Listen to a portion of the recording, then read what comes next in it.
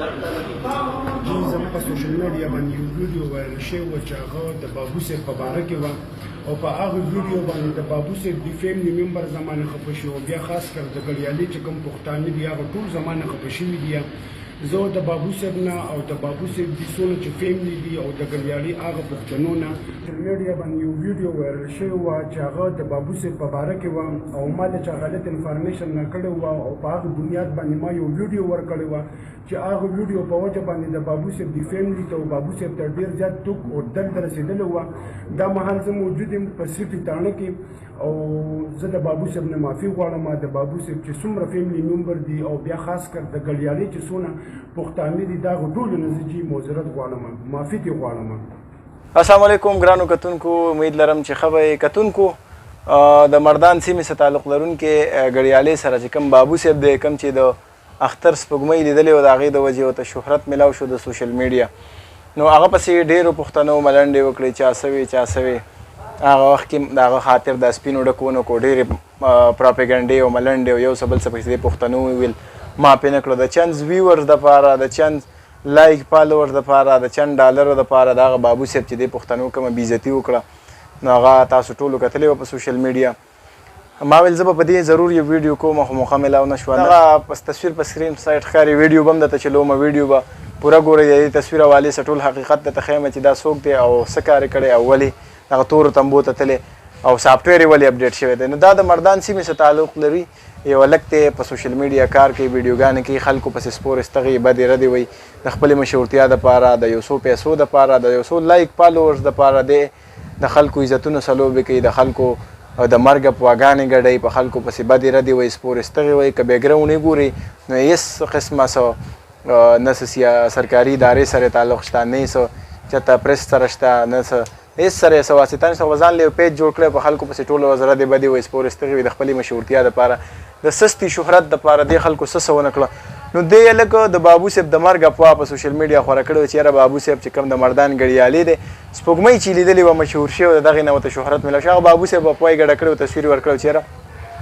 بابو صاحب مړ دی. نو په سوشل میډیا د هغه ویډیو ټرینډ کې وه، ډېرو خلکو ته پې درد دوک میلاو شوی، کوم چې د بابو صاحب خیرخوا خلک دي، کوم د هغه رشته دار دي، کور والے دی، هغوی هم ډېر دردېدلي په دغه ویډیو باندې، په دغه د دروغو په دغه پروپیګنډه باندې، د دغه دروغو په خبر باندې چې یاره بابو صاحب واقعي وفات شوی دی، خلک خفه شوي. نو دغه سړی د بابو صاحب د اړه خفه ده باندې په عیار شوی دی. مردان صدر د یا صدر تاڼه د یا سیټي پولیس سټیشن دی، هغې کې صدر تاڼه کې دی او د صدر تاڼه کې دا وخت دی او سافټویر ولا اپډیټ کوي. نو انشاءالله ډېر ژر به سافټویر اپډیټ شي، د نوي سافټویر سره به په نوي ورجن کې بیا سوشل میډیا ته راځي، بیا به سره ردې بدې وایي. خو پولیس فورس موږ په دې باندې اپریشیټ کوو، خراج تحسین ورته پیش کوو چې داسې په سوشل میډیا یو سړی بکواس کوي، د چا د مرګ افواګانې ګړوي، د خلکو بېعزتي کوي چې دغه خلک تاسو راونیسئ د تورو تمبو شاته کې د قانون په کټیره کې هغه ته سخت نه سخت سزا میلاو شي. نو بیا به څوک د چا د ژوند سره لوبې نه کوي، د چا د مرګ افواګانې به نه دغه کې څوک به په ژوند نه ستومانه کړي. دغه بابو صاحب وایي چې بلا رنګونه راته رال یارانو دوستانو خپلو رشته دارو راته وایي، نو په انتهایي تنګ کړم خلکو چې یاره زه ژوندی یم او خلک زما د مرګ افواګانې ګډوي. بابو صاحب د مرګ افوا دغه سړي ګډه کړې وه، سافټویر یې اپډیټ شو په سیټي تاڼه کې دی مردان کې او ایله به برابر کړي. اوس که څوک هم په سوشل میډیا باندې داسې ردې بدې وي، پولیس فورس له پکار دی چې په دې ایکشن اخلي او رانیسي او ډایرکټ ورله سزا ورکوي، سخت نه سخت سزا ورله ورکوي. د مخکې هم کرنسي شلولې وه د پاکستان، کوم چې د 1000 لوټونه یې 2 لوټه شلولي وو، دومره نشه وه پکې، دومره اور وو پکې، د هغې د وجې هم د حوالات ته تللی وو. خو هلته به ورته سزا سخته نه میلاو شي. نو بیا په سوشل میډیا دغه بکواس شروع کړی، دغه ردې بدې ویل، سپور استغې ویل، د بل سپکه ویل، خپله درنه ویل. بل دا څه کې ده په سوشل میډیا باندې مخکې خپل رور راوستی، خپل کور کې ویډیو کړی، بره پې لیکلي چې اپنے ګر پر اپنے بھائی پر چاپا. نو رور لی د هندوانو په شان هغه سور خال هم دلته والی ویلي چې یاره دا ټیک ټاکر دی، د هندوانو په ټیک ټاکو باندې لپ سینګ کوي. نو په کار خو دله دا وه چې شنه چوکۍ راغستې وې، دغه رور ته یې نیولې وې، په خپل هم دی کم د سړیتوب کارونه کوي، خو غول غوشان خوري په سوشل میډیا. رور هم چېرته د هندوانو انډینو یا دغه چې کوم غیر مذهبه دي د هغوی خالونه مالونه وایي او ټیک ټاکو دپاره د فالوورز دپاره دغه څیز کوي.